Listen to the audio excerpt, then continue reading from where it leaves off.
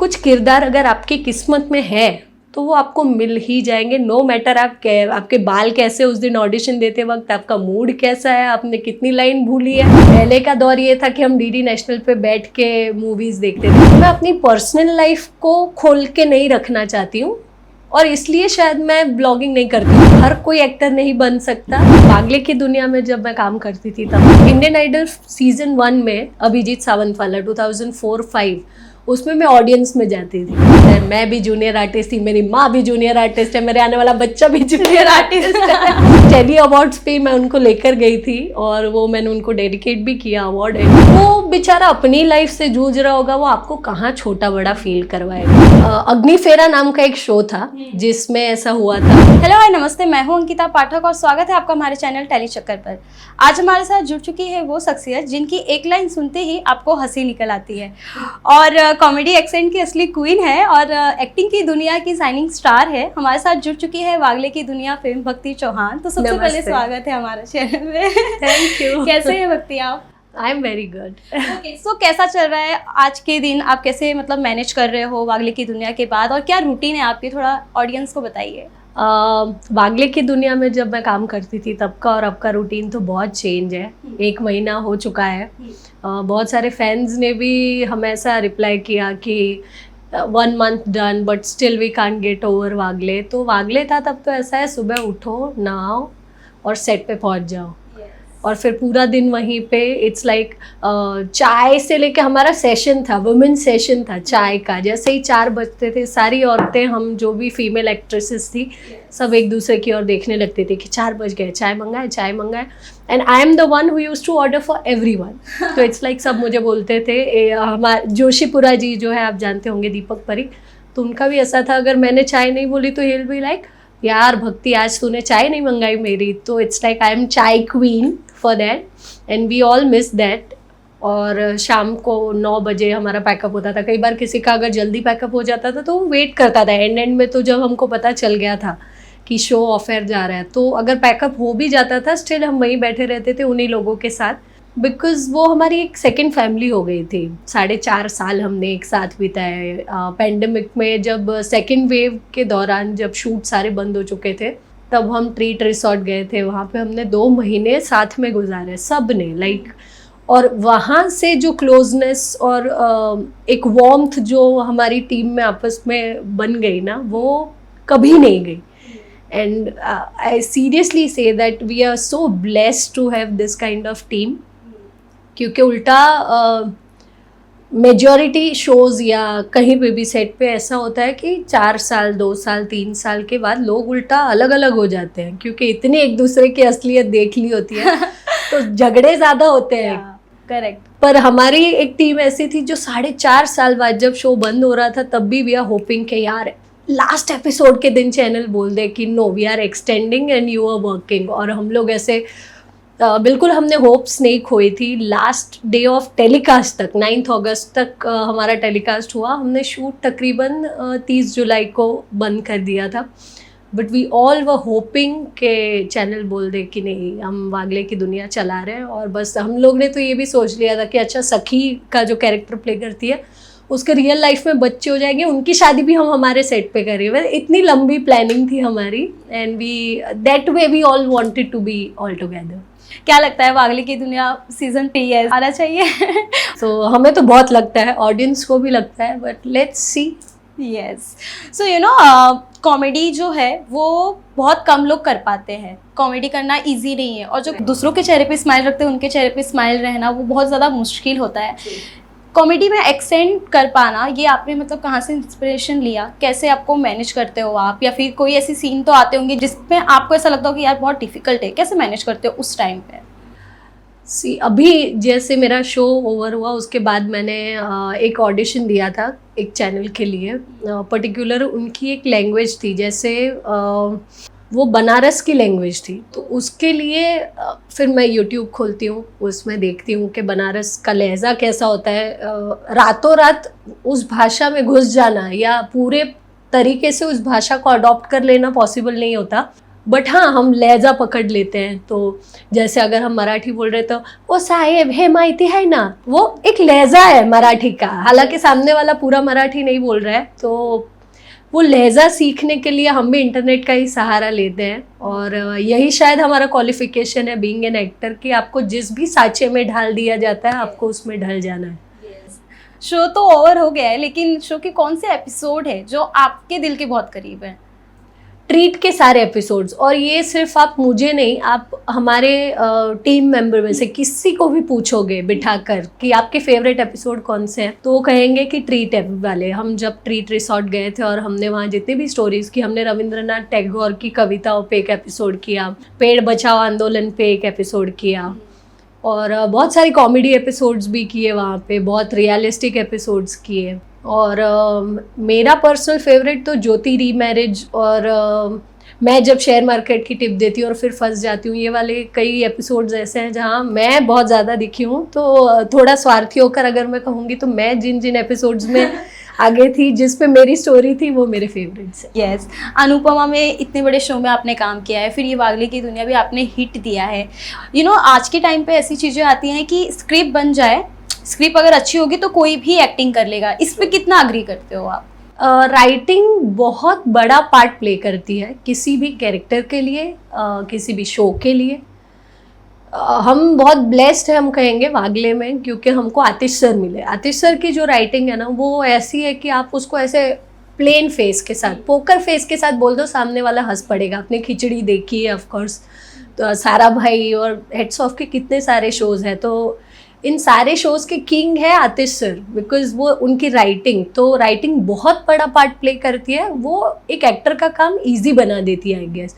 अगर लिखा हुआ एक फ्लो में है, एक सुर होता है लिखावट का भी, अगर वो एक लाइन किसी और मूड की, एक लाइन किसी और मूड की लिखी है तो वो टेम्पो में बैठता नहीं है, फिर आपको वो पढ़ के बिठाना पड़ता है। पर अगर वो उसी टेम्पो में लिखी है तो आपके लिए बहुत ईजी हो जाता है, आपको वो लाइन्स याद करनी है और अपना एक टच देके उसको बोल देना है। लेकिन स्क्रिप्ट तो बन जाएगी अच्छी, आपने जो कहा स्क्रिप्ट को लेकर वो बहुत सही बात है, स्क्रिप्ट अच्छी होगी तो परफॉर्मेंस उतना अच्छा होता है। Yes. लेकिन आप मानते हो ये भी चीज़ कि कोई भी कर सकता है एक्टिंग, वो चीज़ अग्री करते हो आप? नहीं, मैं नहीं करती हूँ agree.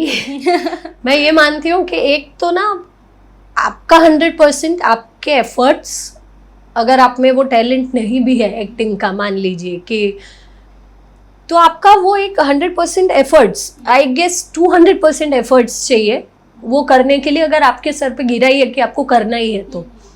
Otherwise you need to be blessed to be an actor. अब जैसे मेरी स्टोरी कहूँगी तो I was driven to acting.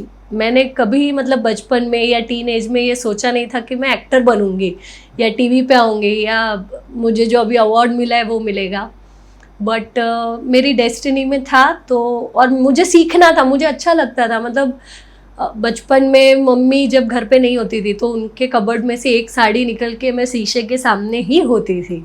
फिर जब मैंने अपनी जर्नी स्टार्ट की तो मैं इतना गौर से मेकअप में इनको देखती थी, वो जब मेकअप कर रहे हैं एक्टर्स को। मेरी जर्नी एज ए एक्टर थी नहीं, basically I have started as a junior artist and many people know it, the people who know me they know my story. तो junior artist Indian Idol season 1 में अभिजीत सावंत वाला 2004-05 उसमें मैं audience में जाती थी और वहाँ से लेकर अब तक की जर्नी। सो या आई कैन से कि हर कोई एक्टर नहीं बन सकता, बट अगर आपकी लगन, आपकी मेहनत और आपका नसीब तीनों साथ हैं तो आप अच्छे एक्टर बन सकते हैं। करेक्ट, नसीब का तो खेल रहता है लाइफ टोटली बिल्कुल।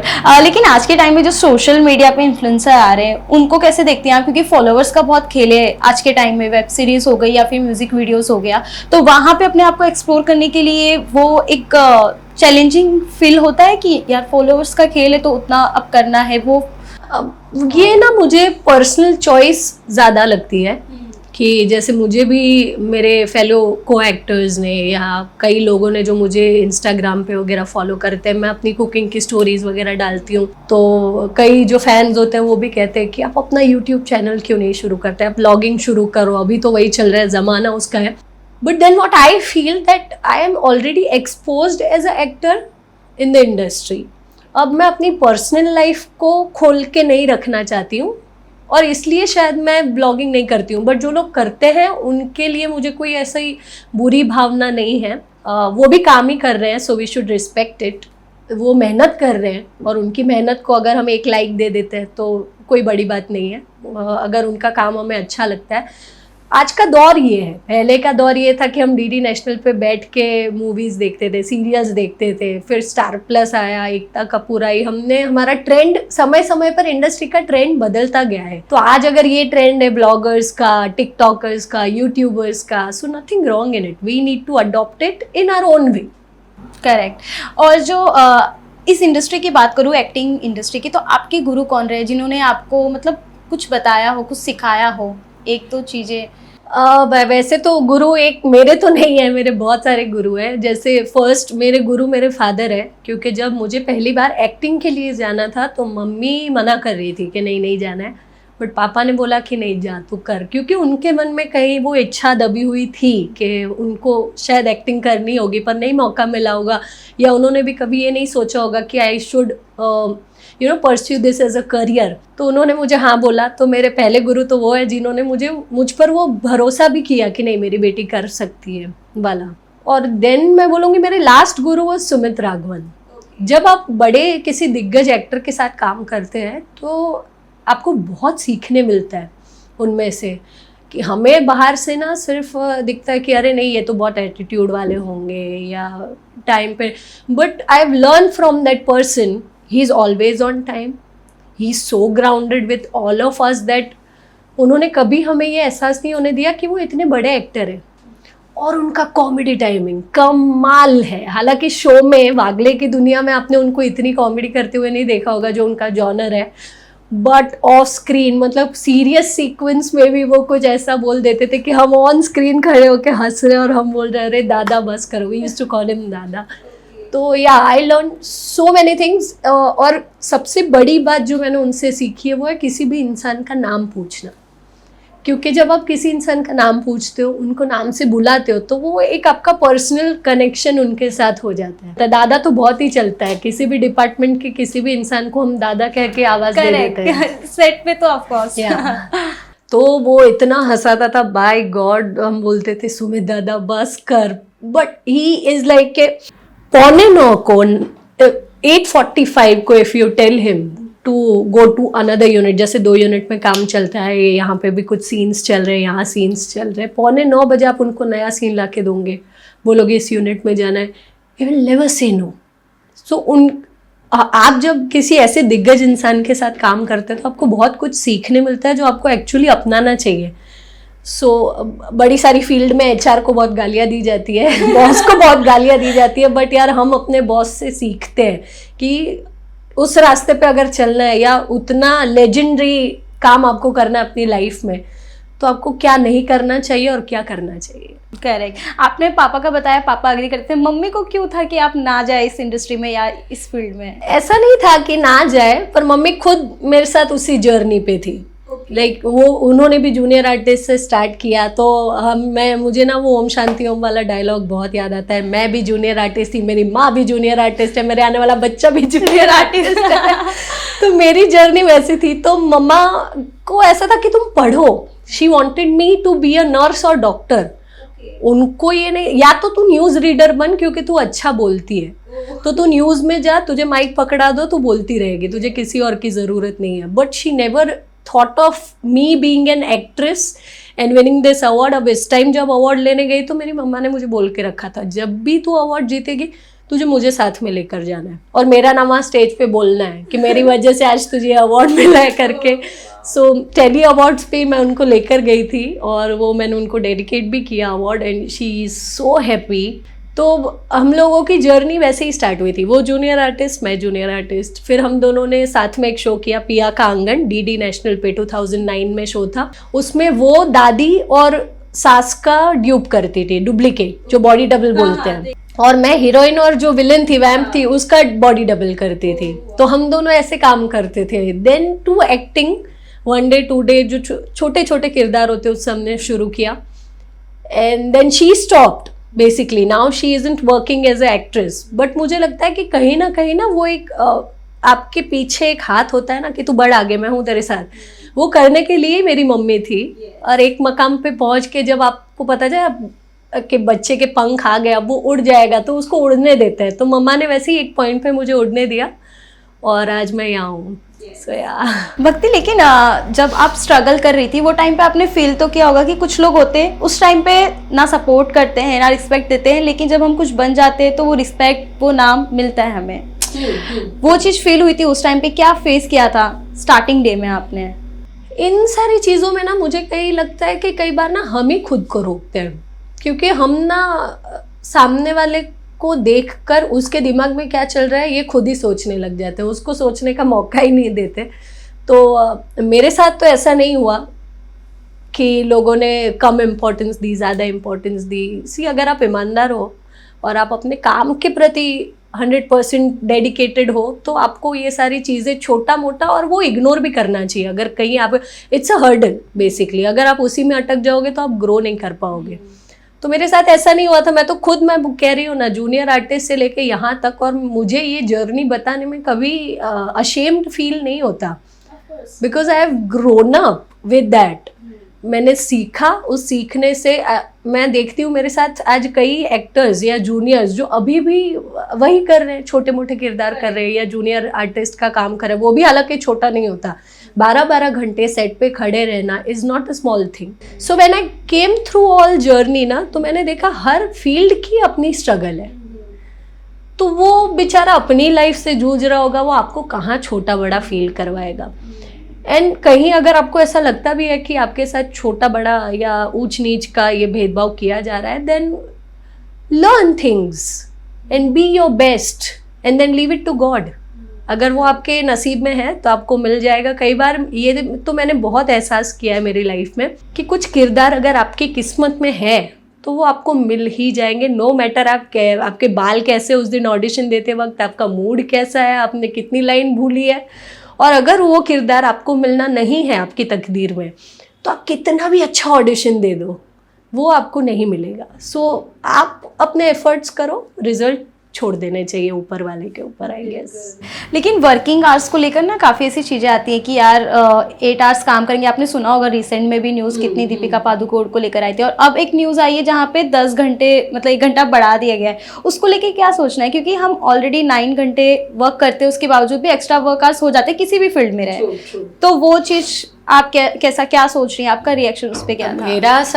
मेरा शायद पॉइंट ऑफ व्यू इसके लिए भी अलग है। I am sorry to disappoint you, it's okay, but you know I always love to act. I love camera, I love makeup, I love makeup rooms, my co-actors, everything about shooting I love. तो वो चाहे 10 घंटे हो या 12 घंटे हो, हाँ of course हमारी पर्सनल लाइफ बहुत इग्नोर हो जाती है उसमें, बट हमारे फैमिली मेम्बर्स को भी पता होता है कि अब अगर ये कोई सीरियल कर रही है, स्पेशली क्योंकि serial is like a job, और वो 12 आवर जॉब है। मूवीज में शायद, हाँ मूवीज में शायद 8 घंटे की शिफ्ट होती होगी। If you go to serials तो हम सुबह 8:30 को सेट पे पहुंच जाते हैं और रात को 9:30 को सेट से पैकअप करके निकलते हैं। So it's like 13 hours, but if you really love your job you never get bored, और आपको तो उसमें अपॉर्चुनिटी दिखती है। अब मेरा ऐसे ही होता था, मैं आपको किस्सा सुनाती हूँ। वागले में जब हमारे एक सीन या ऐसे 2 सीन्स है, जल्दी पैकअप हो गया, तो जो बेचारे पूरा दिन काम कर रहे हैं, कैमरा डिपार्टमेंट या एक्टर्स जो बेचारे पूरा दिन काम करते हैं, तो वो मुझे देख के बोलते थे यार मज़े है तेरा पैकअप हो गया। और मैं उनको देख के ये सोचती थी क्या मज़े, घर पे जाके मैं वही पुराने अपने काम करूँगी, उल्टा मैं यहाँ रहूँगी तो मैं 2 नए सीन्स कर पाऊँगी, 2 नए एक्सप्रेशंस दे पाऊँगी, 2 नई लाइन्स बोल पाऊँगी। तो मेरे लिए वो पूरी बाजी अलग थी कि मुझे शूटिंग के मामले में, मतलब मैं कितनी भी बीमार हूँ, अगर मुझे ये बोला गया कि शूट है तो मैं ऐसे तैयार हो जाती हूँ कि नहीं शूटिंग है, करना ही है। So that gives me energy. तो मेरे लिए वर्किंग आवर्स मैटर नहीं करते, आप को क्या परफॉर्म करने मिलता है और उसमें आप कितना परफॉर्म करते हो वो मैटर करता है। कभी डिसअपॉइंट हुई है आपकी ये किरदार नहीं मिला, अभी तक वो रोल नहीं मिला जो मुझे चाहिए था? होती अगर मुझे ज्योति नहीं मिलता। ओके पहले हुआ है जब मैं बहुत यंग थी, लाइक 22 ईयर्स, तब मैं लीड के ऑडिशंस देती थी और नहीं होता था। तो मुझे लगता है कि उस वक्त ऐसा लगता था कि यार इस लड़की से तो अच्छा ही ऑडिशन दिया है मैंने, अग्निफेरा नाम का एक शो था जिसमें ऐसा हुआ था, मैं आपको किस्सा बताती हूँ। और वो लड़की आज मेरी बेस्टी है, अनुराधा सिंह करके। तो दुलारी नाम का एक किरदार था जिसके लिए मुझे ऑडिशन देना था। मैंने ऑडिशन दिया एंड सबके चेहरे पे स्माइल। वो आप देखते हो ना कि ऑडिशन खत्म होने के बाद बैक टू कैमरा जितने लोग हैं वो ऐसे सेटिस्फाइड है कि नहीं यार इसने अच्छा किया। तो मुझे लगा ठीक है, अच्छा गया है, मतलब ये किरदार तो मुझे ही मिलने वाला है। देन मुझे पता चलता है कि वो किरदार कोई और लड़की कर रही है। तो मैंने बोला ठीक है। फिर थोड़े दिनों बाद, एक आध महीने बाद, उस शो में बुआ के कैरेक्टर के लिए मुझे ऑफर आता है कि आप ये कैरेक्टर करोगे। मैंने बोला हाँ क्यों नहीं, काम तो काम होता है, अगर किरदार अच्छा है तो मुझे करने में प्रॉब्लम नहीं है। मैं जाती हूँ और मैं वहाँ उस लड़की को ढूंढ रही हूँ जो दुलारी कर रही है अभी। I wanted to meet her and see how she is doing and what different she was doing which I couldn't deliver at that time. वो पता करना जरूरी है। यस तो मैं जब उससे मिली ना, she is such a nice person. और वो जो कर रही थी वो देख के मुझे लगा बेटा ये तो तुम नहीं कर पाते, क्योंकि एक तो वो मेरी मदर टंग नहीं थी, वो एमपी का शो था और मैं गुजराती, मैं मराठी एक्सेंट और वो सब, क्योंकि महाराष्ट्र में पली बड़ी हूँ तो मेरे लिए बहुत आसान है। पर यूपी एमपी का थोड़ा मुश्किल हो जाता है अगर वो प्रॉपर लहजा आपको पकड़ना हो। तो जब मैंने उसे देखा और वो मुझे देख के एक्साइटेड थी कि मैंने आपका ऑडिशन देखा था और मुझे कास्टिंग वाले ने दिखाया था कि ऐसा ही करना है, इसने किया है वैसे ही करना, और मैंने वैसे ऑडिशन दिया एंड आई गॉट सिलेक्टेड। तो बोले मुझे भी तुमसे मिलना था and then we became bestie. तो ऐसा भी होता है यार, आप अगर बहुत स्ट्रेट देखते हो चीज़ों को, ज़्यादा कॉम्प्लिकेट नहीं करते तो वो कॉम्प्लिकेटेड होती भी नहीं है आई गेस। आने वाले टाइम में कहाँ अपने आप को एक्सप्लोर करना है? म्यूजिक वीडियोस, वेब सीरीज, क्या पसंद है आपको जहाँ पे आप अपने आप को एक्सप्लोर करना पसंद? मेरे घर वाले ना, जब मुझे ये अवार्ड मिला आई टेल यू, तो उनका पहला सवाल ये था बिग बॉस में जाना तू। जब शो बंद हुआ वागले तो तुरंत ही उनका ऐसा था कि तू बिग बॉस में जाना है, बिग बॉस करना, तो को तो अच्छा सब फॉलो करेंगे। तो ऐसा मेरा एम नहीं है, but yeah I would love to explore my self in that situation too. बाकी मुझे सीरियल्स बहुत पसंद है, क्योंकि मैं पिछले शायद आपको बताऊं 15 सालों से मैं सीरियल्स ही कर रही हूँ। मैंने सीखा सीरियल्स से है और मुझे पसंद है सीरियल्स करना। मैं कभी नहीं चाहूँगी कि टीवी बंद हो, लोग सीरियल्स देखना शुरू रखें पर अच्छे कंटेंट के साथ। आज ना लोग OTT पे बहुत डाइवर्ट हो रहे हैं because we couldn't deliver that content. But जब आगले किया तो बहुत अच्छा लगा कि नहीं यार, उस तरह का कंटेंट हम दे रहे हैं जो लोगों को देखना पसंद है, जो आज की डेट में भी लोग फुल फैमिली के साथ बैठ कर दें। थैंक यू सो मच भक्ति हमसे बात करने के लिए, बहुत अच्छा लगा आपसे बात करके। थैंक यू, मुझे भी बहुत अच्छा लगा।